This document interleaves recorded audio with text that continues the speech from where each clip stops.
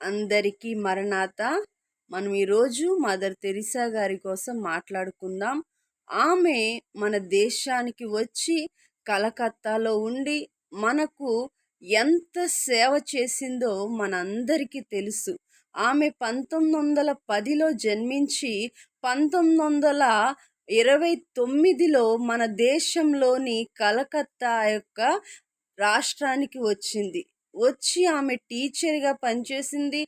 ఆ తర్వాత హెడ్ మాస్టర్గా పనిచేసింది.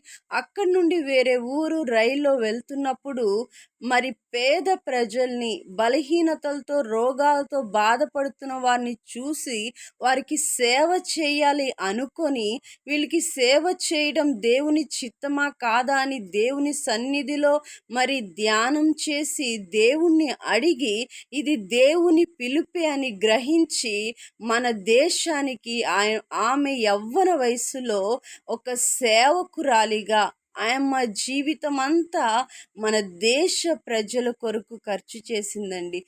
ఆమెను చాలామంది విలేకరులు అడిగారు. ఏమని అడిగారంటే, ఇంత సేవ చేసే సేవాభావం మీకు ఎక్కడి నుండి వచ్చింది అంటే ఆమె ఏమంది తెలుసా? నేను ఈ సేవాభావాన్ని, నేను పంచుతున్న ఈ ప్రేమ, నేను పంచుతున్న ఈ యొక్క సేవ అంతా నేను నా యేసయ్యను చూసి నేర్చుకున్నాను. ఆయన యొద్ద నుండే ఇదంతా నేను నేర్చుకున్నానని అనేక సార్లు ఆమె చెప్పిందంటండి.